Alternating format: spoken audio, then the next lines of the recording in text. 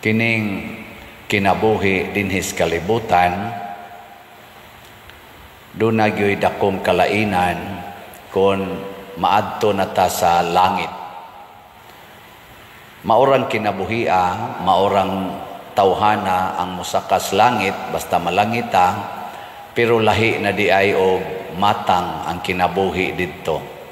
Usa sa mga kalainan nga didto sa langit wala nay magminyuay. Dinhi ra gid nas kalibutan ang minyuay. Didto sa langit wa na.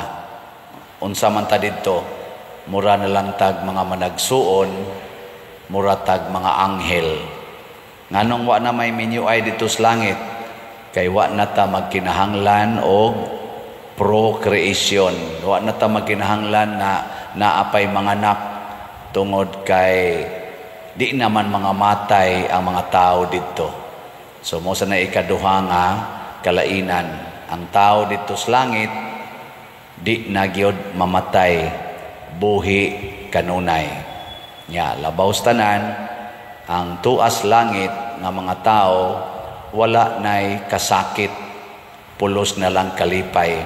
Kay dinhi yuta ang maghatag og kasakit, kasagaran kana mang imong bana or imong asawa o kanang mga anak, mao man ay maghatag og kasakit dinhi.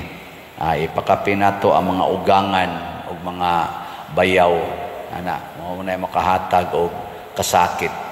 Pero adto kas langit, awa na, pulos na lang tam nagsuon. Mao na ang ato daing buhaton, magsigi gitag sangyaw sa pulong sa Ginoo. Mao na sa unang pagbasa, gibutang dinhi nga doon na kunoy duha ka propeta nga gamhanan kaayo nga nagsigig sangyaw sa pulong sa Ginoo.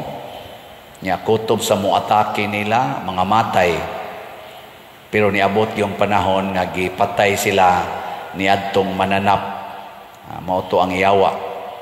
Gipatay sila, nya nagbuyod ang ilang lawas sa yuta. Nya mura sila BI sa mga tao, kaya mga tao nagtanaw naman aning duha ka propeta kuno nga nagpaantos nila. Kaya ang gisangyaw sa duha ka propeta, ang kinabuhi mas langit, dili kinabuhi is kalibutan. Lingiyay mong tupad, ina ganahan kas kinabuhi sa langit o kalibutan. Pareha nang niingon ang Ginoo, kung tamparuson imong pikas aping, ipatamparos ang pikas. Kung mauni atong isangyaw, muingon dayon na ang kalibutan, that is injustice. Nya kung ako nang tumanon ang imong gisulti nga magpatamparos lang ko sa pikas na kung aping, magpakulata lang ko, magsigi lang kong pasaylo, dili maong imong gitudlo. Nagtudlo kag pag-antos. Wa ko nimo tudloi nga mapanalipdan ang akong katungod.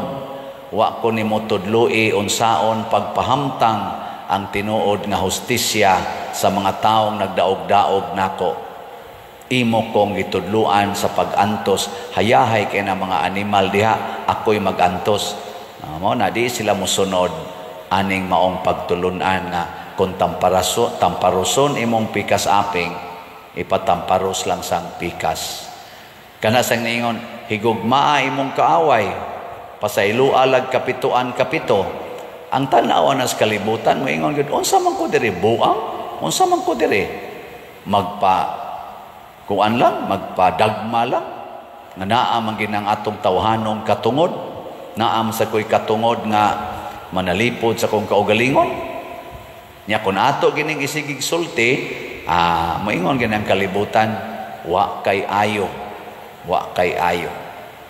Imo kung gustong paantuson, ya unsa may buhaton ako anang naang mga buang-buang, di din na silutan, pamatya na sila. Nya mingon man Ginoo, pagpakamatay lang. Pagpakamatay lang. Ana. Nya mingon samot na gyud. Sa ko pakamatay na ako'y right sa self-defense. Ako kinas lang patyon. Mao ni ato mga duwa sa kalibutan. Pero ang nakanindot di ay mga igsoon, kung mosunod lang itas Ginoo, samas gibuhat sa mahal nga birhen, gibuhat ni Hesus, gibuhat sa mga apostoles ug sa tanang mga propetang buutan. Unsa may mahitabo?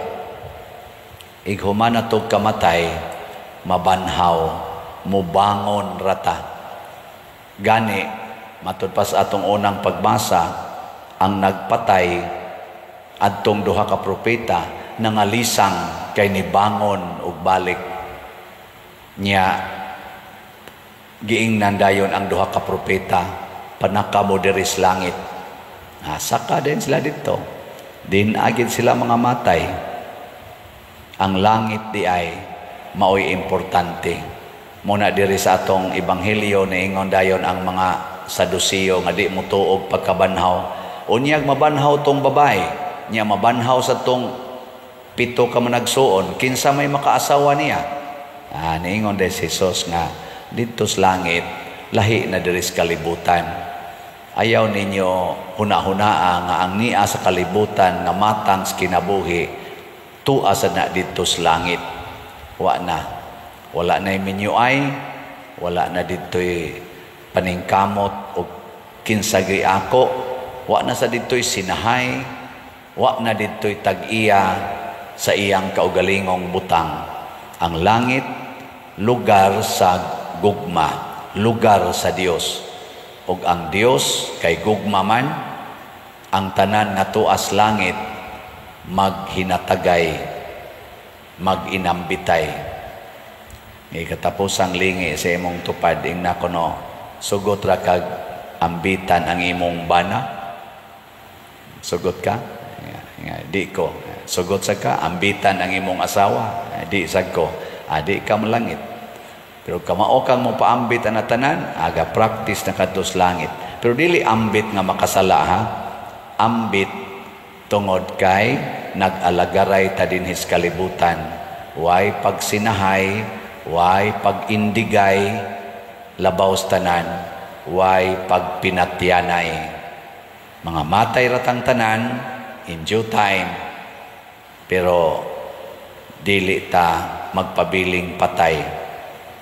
Ugma pohon, mahimo na kong 61 years old.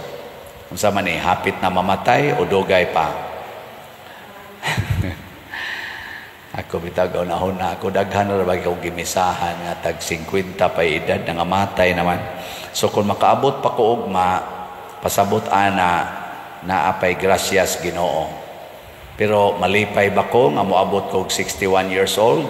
Yes. Pero unsa man gyud mas makalipay nako nga makatukod unta kog balay sa mga pobre kay natong mga kaigsuonan, bisag 61 lang ka balay, 61 ka pamilya.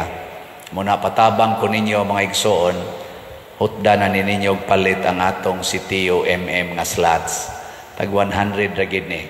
So karon og ugma, paliti kog slots. Kay ugma na lang sa nako i-report og pila nay atong halin aron inig Lunes, Martes, Miyerkules sunod semana kun buhi pa mo nya mamalit mo maayo ugma og slots, mahurot na ni siya. Nya tuloy-tuloy nang atong paghimo sa atong mga balay nga himuonon. Sobra 100 ang nang-apply, 61 lay atong sigurohon usa. Kung unsa may dangatan, makalsubra bata sa 61, praise the Lord. Depende na sa inyong pagtabang.